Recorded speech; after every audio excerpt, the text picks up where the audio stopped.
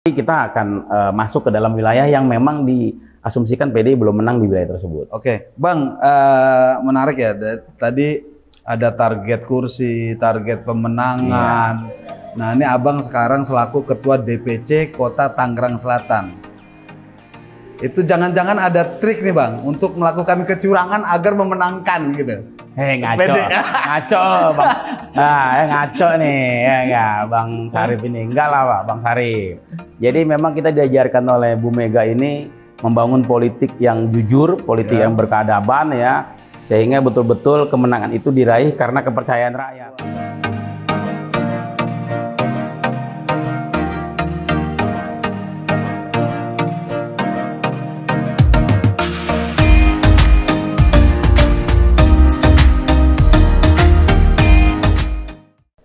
Halo viewer Indoposko Channel, kembali lagi bersama saya Sarip Hidayatullah dalam program Ngaco Ngobrol ala indopos.co.id. Kali ini kita bertandang ke tempat yang cukup istimewa dengan tamu yang nggak kalah istimewa juga. Beliau Ketua DPC PDI Perjuangan Kota Tangerang Selatan dan beliau juga menjabat selaku staf khusus Kementerian Pemberdayaan Aparatur Negara dan Reformasi Birokrasi. Pak RB. Ini kita sambut dia, Pak Wanto Sugito. Gimana, Bang? Apa kabar, Bang? Salam Pancasila. Salam Pancasila. Merdeka, merdeka, merdeka. Mantap, Bang Sarip. Jadi viewer ini kita juga harus tahu siapa sih Pak Wanto Sugito gitu kan.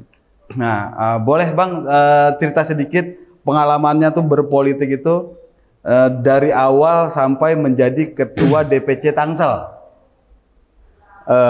Terima kasih Bang Sarip ya, dan teman-teman viewers Indopos. Bang Sarip ini sahabat lama saya ya, luar biasa, beliau sekarang sudah jadi direktur utama.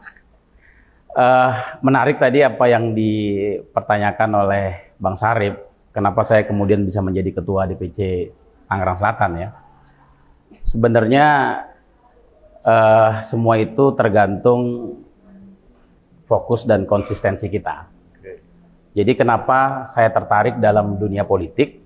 Tentu diawali dengan beberapa hal ya. Ada sebab kemudian saya fokus dan konsentrasi terhadap dunia politik. Jadi saya masuk kuliah tepatnya pada tahun 98 ya. Oke. Reformasi. Jadi, Bang. Iya, iya. Jadi ketika reformasi tengah bergulir ya di tengah-tengah masyarakat, saya ketika lulus dari pesantren di Ponorogo, kemudian masuk di kampus Universitas Islam Negeri Syarif Hidayatullah Jakarta. Jadi saya melihat situasi kepemimpinan Orde Baru saat itu, bagi saya memang harus kita kritisi ya. Karena kepemimpinan yang otoriter menghambat keran demokrasi bagi saya adalah satu masalah yang harus dituntaskan.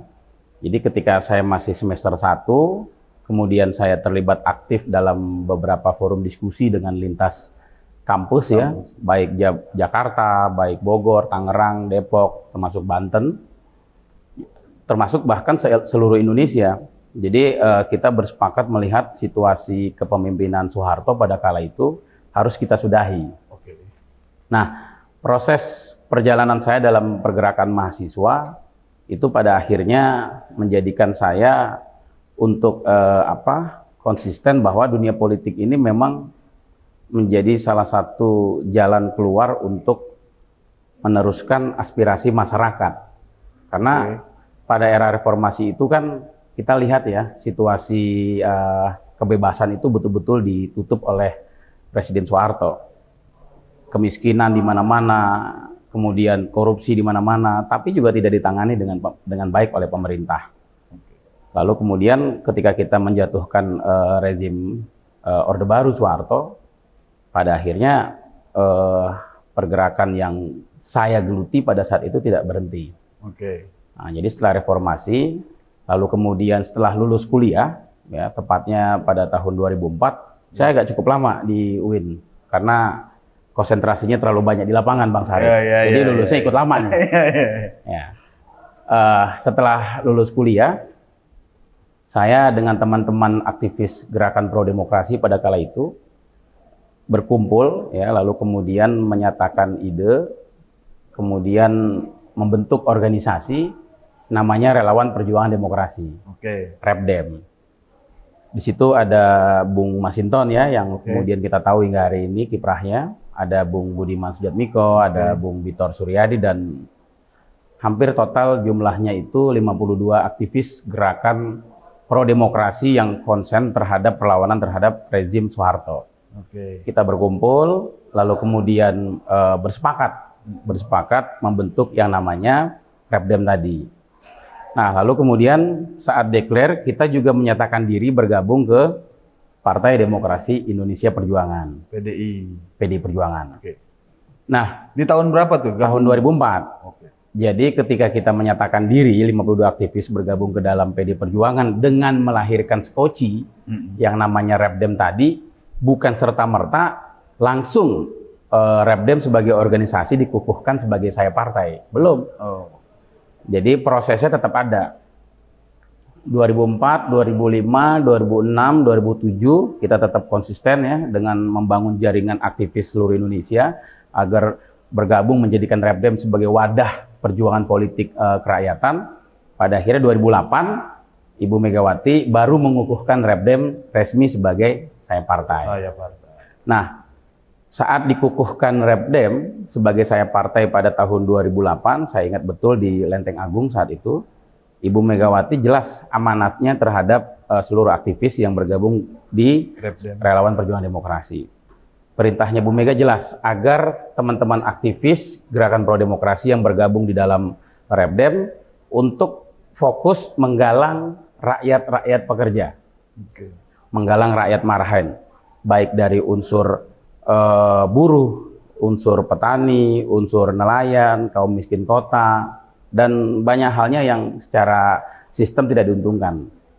Tetap ada kitohnya, ya Bang? Iya, tetap ada kitohnya. Jadi perintahnya Bu Mega jelas agar REPDEM sebagai organisasi yang berbasis aktivis tadi fokus, ya, penggalangannya terhadap rakyat miskin, sehingga koridor untuk tetap konsisten melakukan pendampingan, advokasi terhadap rakyat itu tidak hilang. Jadi identitas REPDEM sebagai organisasi berbasis pergerakannya tetap konsisten. Karena di dalamnya juga ada aktivis PRD, ada aktivis GMNI, ada aktivis Forum Kota, aktivis FAMRED, aktivis HMI, PMII, alumni-alumninya banyak sekali bergabung di dalam Relawan Perjuangan Demokrasi. Nah, itu yang kemudian bisa mewarnai di dalam tubuh PD Perjuangan. Nah, lalu kemudian kenapa hari ini saya menjadi Ketua DPC PD Perjuangan Kota Tangsel? Ya, saya tidak tahu. Karena itu kan bagian dari konsistensi mengabdi politik kita di dalam partai, kan gitu. Bahwa kemudian hari ini saya terpilih, telah ditetapkan oleh Bu Mega menjadi Ketua Umum REPDEM pada tahun 2021, tapi kan sebelumnya setelah pemilu 2019 saya diminta oleh DPP untuk menjadi Ketua DPC PD Perjuangan Kota Tangerang Selatan. Nah, ini kan bentuk konsistensi. Makanya selalu saya katakan pada rekan-rekan, yang penting kita fokus saja, fokus, konsisten, percaya pada proses.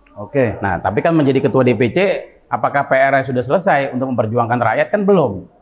Karena PD Perjuangan dianggap oleh teman-teman aktivis menjadi sarana politik perjuangan rakyat. Nah, politik bagi kita adalah bicara soal kemanusiaan. Politik bagi kita adalah bicara soal konsistensi untuk terus mengawal aspirasi-aspirasi mereka. Karena politik itu bisa menjawab segala persoalan yang bersentuhan dari berbagai aspek soal kerakyatan, baik aspek kesehatan, pendidikan, infrastruktur, ketenaga kerjaan, dan sebagainya. Oleh karena itu, tugas menjadi Ketua DPC PD Perjuangan Kota Tangsel ini sebenarnya menjadi hal baru yang kemudian kita harus buktikan bahwa konsistensi kita di dalam dunia pergerakan itu tidak hilang ketika kita masuk di dalam sistem kepartaian.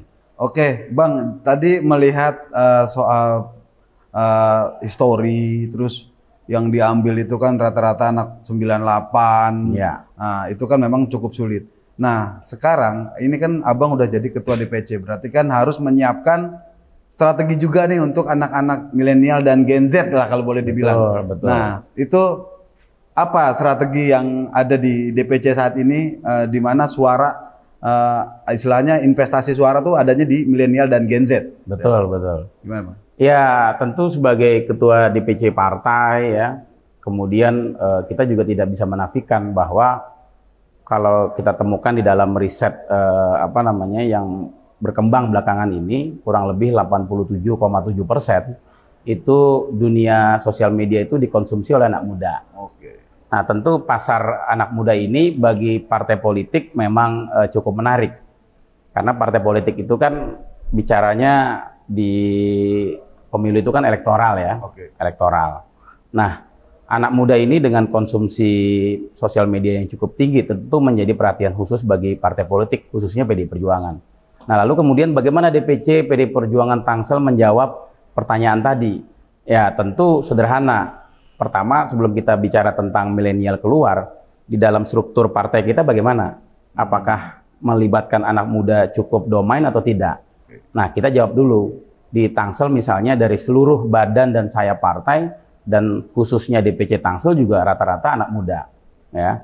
Nah, baik sayap partai seperti Repdem, seperti Banteng Muda Indonesia, seperti Taruna Merah Putih, mereka rata-rata baru lulus kuliah, atau bahkan masih ada yang duduk di bangku kuliah. Oke. Lalu kemudian di DPC partai sendiri misalnya kita tugaskan di DPRD Tangsel, ketua fraksinya juga anak muda, umurnya masih 27 tahun. Nah, itu dulu yang kita buktikan, bahwa betul-betul kita melibatkan kelompok milenial di dalam kepemimpinan partai politik, khususnya di Tangsel. Nah, bicara keluar bagaimana?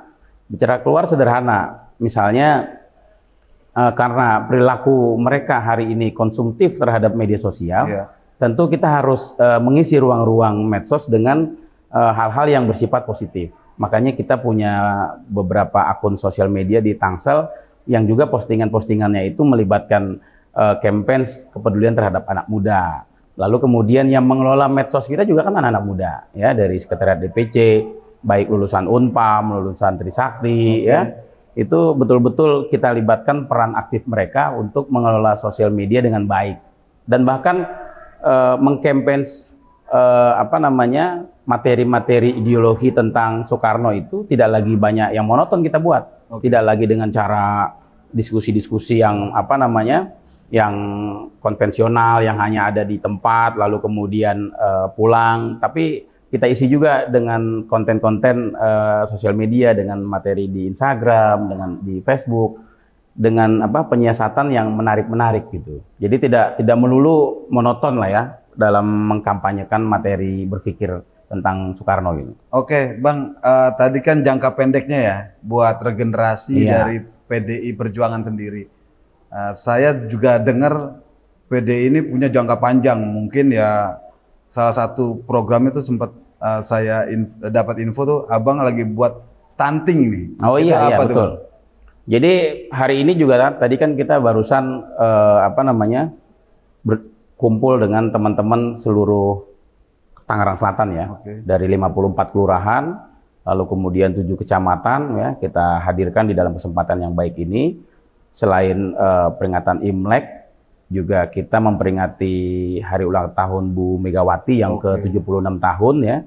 Kita diperintahkan oleh Ibu Megawati agar seluruh kader partai, baik dari DPP, baik dari DPD, DPC partai hingga anak ranting, agar merayakan hari ulang tahun Ibu Megawati tidak dengan cara mewah-mewahan. Tidak boleh, tidak dengan mewah-mewahan, tapi kita diminta untuk sesederhana mungkin. Karena kan kader partai ini kan dengan ketua umumnya kan betul-betul hormat ya, betul-betul tegak lurus.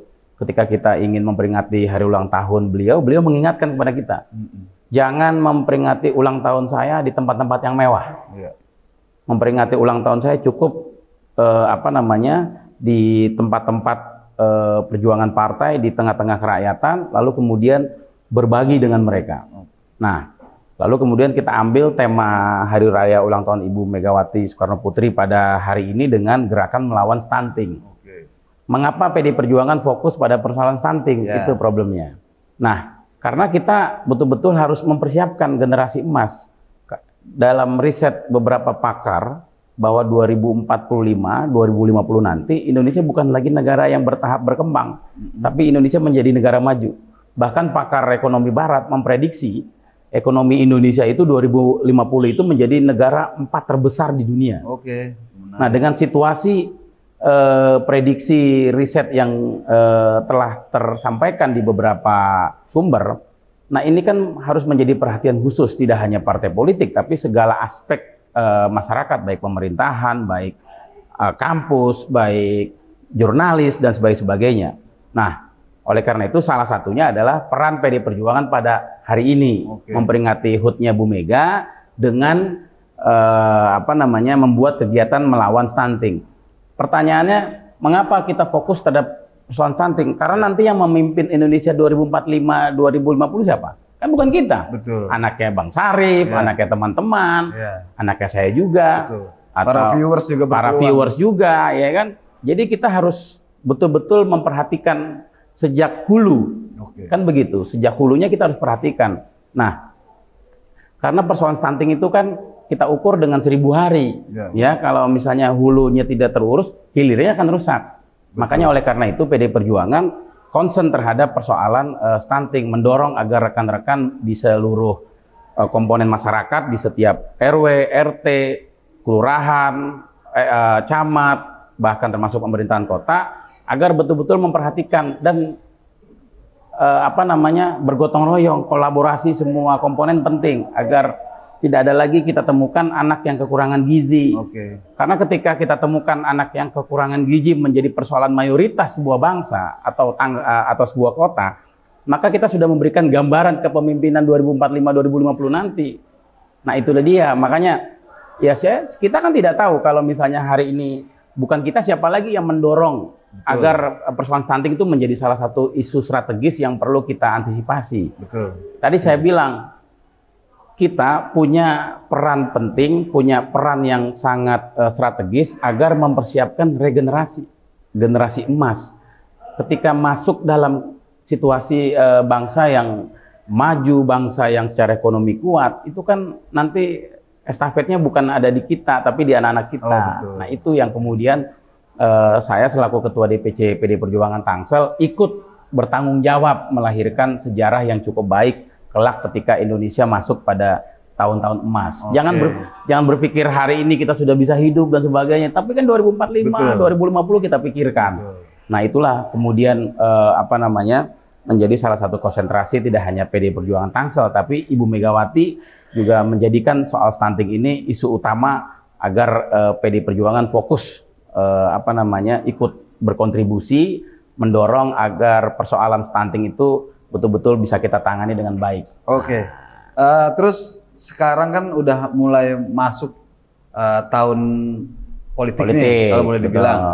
Nah, itu mungkin yang pertama saya tanyakan, strategi apa yang ada di dalam DPC lah, khususnya DPC Kota Tangsel, dan mungkin kira-kira ada yang sudah fix digadang-gadang untuk jadi the next presiden atau gimana, Bang?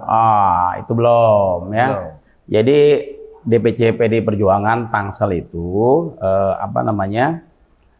dalam hal ini menghadapi pemilu 2024 itu kan ada perintah dari DPP partai untuk fokus berbuat dulu ke masyarakat. Tapi persoalan mempersiapkan pemilu legislatif, kita kan sudah menjaring calon legislatif. Jadi dari 50 kursi yang ada di Tangerang Selatan, DPC PD Perjuangan Tangsel telah mempersiapkan 50 kader terbaiknya untuk bertarung di 2024 nanti. Target berapa kursi, Bang? Target kita 15 kursi. 15 kursi. Ya, karena kan sekarang 8 kursi. Target kita nanti 15 kursi. Ya, alhamdulillah kalau lihat dari survei belakangan ini yang kita sedang kerjasama, ya PD Perjuangan Tangsel menduduki peringkat pertama. Menduduki peringkat pertama, tinggal bagaimana kita treatment organisasi hingga 2024 betul-betul terrealisasi prediksi hasil survei tadi. Tapi bahwa pertanyaannya apakah kemudian kita siap mengikuti pemilu? Ya sangat siap. Karena dari partai-partai lain mungkin persoalan rekrutmen caleg belum ada yang selesai, tapi kita sudah selesai. Verifikasinya juga. Nah, ya? verifikasi sudah selesai. Ya tinggal nanti menuju tahapan-tahapan pemilu berikutnya ya. Tapi secara internal kita telah mempersiapkan 50 calon legislatif dari unsur PD Perjuangan. Jadi jadi tidak ada yang terlalu memberatkan kami. Yang memberatkan kami hanya bagaimana hat-trick secara nasional juga bisa tertular di Tangerang Selatan. Karena jujur, berapa kali saya sampaikan di setiap forum bahwa PD Perjuangan Tangsel ini setelah pemekaran dari Kabupaten Tangerang ke Tangsel, kita belum pernah menang khusus di Tangerang Selatan. Oh, ini tugasnya Bang. Nah, ini kan PR berat nih kan, karena saya jadi ketua DPC partai ini kan di periode yang diwarisi kekalahan kursi. Tapi ya semoga dengan adanya kolaborasi dari semua kader, gotong royong, baik dari unsur anak ranting, pengusaha cabang, DPC, fraksi, ini kan sedang menunjukkan soliditas yang cukup luar biasa. Semoga dengan soliditas yang hari ini ditampilkan oleh rekan-rekan PD Perjuangan Setangsel itu bisa memenangkan dan mengukir sejarah baru sebagai pemenang tahun 2024 nanti di Tangsel. Oke, Bang, tadi Abang move dari Tangerang ke Tangsel nih, pemekaran. Nah, itu kan ada PR. Nah, PR-nya apakah sudah Abang lihat nih, oh ini ternyata misalnya tantangan dan hambatannya adanya di sini. Ya. Udah diprediksi atau gimana, Bang? Sudah dong. Kan kita tantangannya tuh. Kita dari total di Tangsel itu kan ada 715 RW kalau tidak salah. Kan hulunya itu harus kita lihat bahwa elektoral itu kan ada di lingkungan. Ya, suara ya. Suara itu kan ada di lingkungan. Sehingga kita harus membaca peta elektoral yang berpotensi menjadi pemilih militan kita atau tidak memilih kita di dalam satu lingkungan. Jadi dari 700 RW itu kita sudah mengetahui data di mana PD Perjuangan mayoritas berpotensi sebagai pemilih pemenang kita dan mana basis-basis yang bukan PDI di RW-RW tersebut. Nah, ya, jadi nanti ada strategi-strategi yang tidak bisa saya sampaikan dalam forum ini. Tapi yang pasti kita akan masuk ke dalam wilayah yang memang diasumsikan PDI belum menang di wilayah tersebut. Bang, menarik ya. Tadi ada target kursi, target pemenangan. Nah, ini Abang sekarang selaku Ketua DPC Kota Tangerang Selatan. Itu jangan-jangan ada trik nih, Bang, untuk melakukan kecurangan agar memenangkan gitu. Ngaco Bang. Ngaco nih ya Bang Sarip ini. Enggak lah Pak, Bang Sarip. Jadi memang kita diajarkan oleh Bu Mega ini membangun politik yang jujur, politik yang berkeadaban ya, sehingga betul-betul kemenangan itu diraih karena kepercayaan rakyat. Makanya berapa kali PD Perjuangan dihajar dari isu isu SARA, isu PKI dan sebagainya, tetap saja rakyat selalu memberikan kepercayaan terhadap partai. Karena programnya. Karena program. Nah, bagi kita itu sebagai kader partai kita melihat bahwa apa yang dikatakan oleh Bung Karno bahwa nasionalisme itu tumbuh dari nasionalisme yang kemanusiaan tadi, gitu loh. Jadi tanpa memiliki rasa kemanusiaan yang tinggi, ya tentu sulit di PD Perjuangan, apalagi dalam momentum HUT partai yang kemarin, Bu Mega selalu menekankan bonding. Bonding itu kan soal bagaimana ada hubungan yang terikat antara kader dengan organisasi. Nah, hanya itu yang bisa membuat PD Perjuangan menang. Dan saya rasa kemenangan PD Perjuangan berturut-turut sejak reformasi, ya dari mulai 14, 19, dan kemudian mungkin akan terulang 2024, itu karena persoalan bonding. Bonding yang luar biasa ini tidak dimiliki oleh kader partai lain. Nah, begitu Bang Sarip. Bang. Tapi soal Pilpres ya kita tetap menunggu perintah Ibu Ketua Umum. Ya, jadi begitu. Jadi tidak ada tidak ada calon yang dikembangkan oleh DPC karena itu semua berkaitan dengan perintah Bu Megawati yang telah diamanatkan melalui Kongres bahwa hak prerogatif soal capres ada di Ibu Megawati. Viewer, tadi menarik ya penjelasan tentang PDI Perjuangan, tentang DPC-nya, tentang sosok personalnya. Nah, mungkin viewer juga butuh tahu nih, apa sih harapan dari Bang Wanto Sugito ini untuk milenial dan harapan untuk negara, nah kan Bang? Ya, baik, terima kasih Bang Sarip. Jadi khusus untuk milenial, ya saya berharap agar teman-teman ikut berkontribusi ya, mendorong Indonesia menjadi negara yang kuat, negara yang maju, negara yang sehat ya. Dengan salah satunya adalah concern juga tadi terhadap persoalan stunting. Ya. Juga kelompok milenial jangan pernah putus asa ya. Dan jangan termakan isu ya Bang? Jangan termakan isu, karena 2045 ini teman-teman milenial nanti yang akan mengisi ruang-ruang kepemimpinan tersebut. Kalau mau sukses, ya selalu saya katakan di berbagai forum, kuncinya hanya ada 3. Apa kuatnya Bang? Fokus, konsisten, yakin pada proses. Pasti sukses. Nah, begitu. Oke. Nah, termasuk untuk, ya saya gitulah. Jadi kalau teman-teman fokus pada persoalan tadi 3 hal ya, konsisten sama percaya pada proses. Saya yakin teman-teman akan sukses dan kontribusi terhadap negara itu tidak harus negara memberikan sesuatu yang indah terhadap teman-teman, tapi teman-teman harus memberikan kontribusi konkret. Salah satunya adalah menjaga isu toleransi, tidak memecah belah persatuan bangsa. Saya rasa itu. Oke, viewer, demikian kita ngobrol, mungkin seru ya, menarik. Kita tunggu juga sosok Bang Wanto Sugito ini dari sisi profesionalismenya nanti. Ini kan baru kacamata Ketua DPC, karena beliau adalah staf khusus Menteri Pan RB. Nah, oke, terima kasih atas waktunya Bang Wanto Sugito. Siap Bang Sarip, mantap. Terima kasih Bang. Salam Pancasila. Salam Merdeka. Merdeka. Luar biasa. Saya Wanto Sugito, Ketua DPC PDI Perjuangan Kota Tangerang Selatan. Jangan lupa viewers, like and subscribe Indopos. Merdeka!